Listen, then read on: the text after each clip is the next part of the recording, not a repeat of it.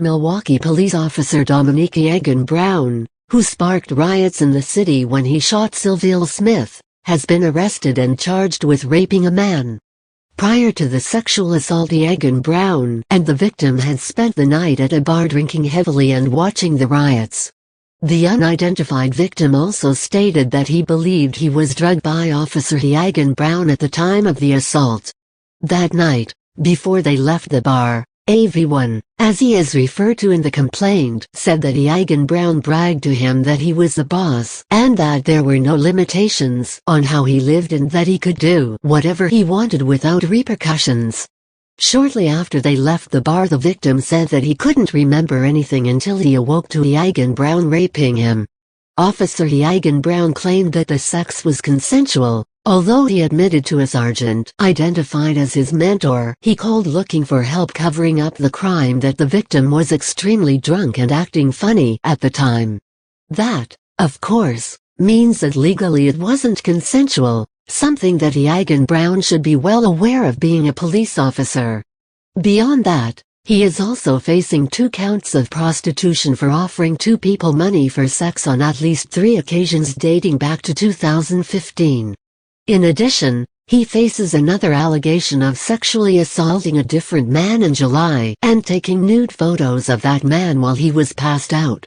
So, obviously there seems to be quite a long pattern of heroic behavior by Officer Egan Brown.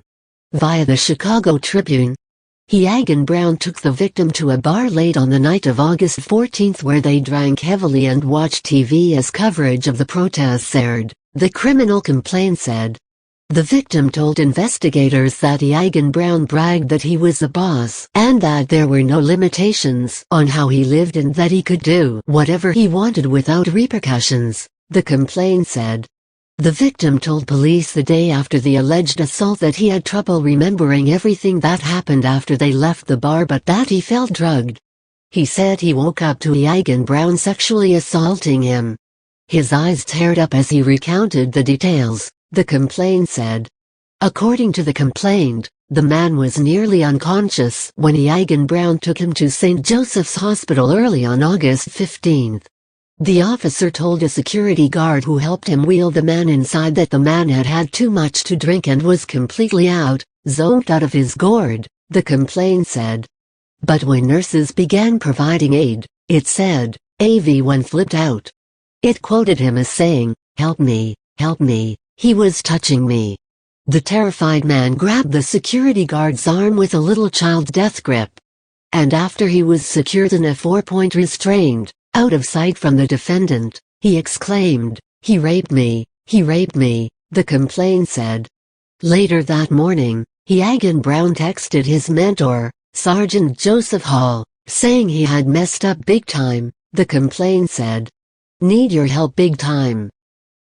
But need to handle this the most secret and right way possible, the text read in part.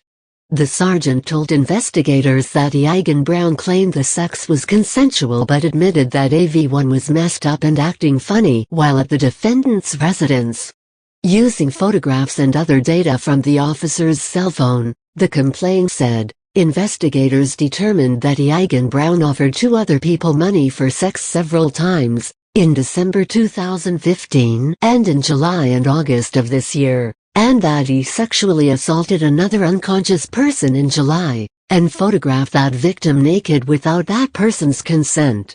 The charges include 2 felony counts of second-degree sexual assault, 2 misdemeanor prostitution counts, and 1 felony count of capturing an intimate representation of a person without consent.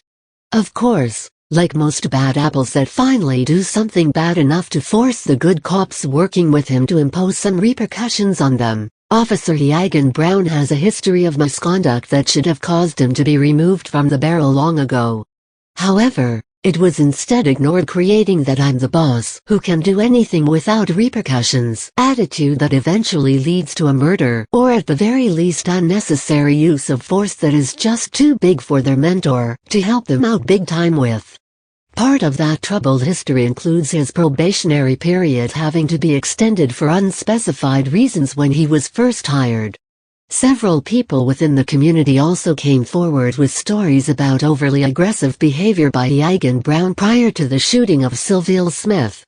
In fact, Hagan Brown is an aspiring gangsta rapper who can be found singing about wanting to start a riot like it's Baltimore on a YouTube video embedded below not too long before he did just that.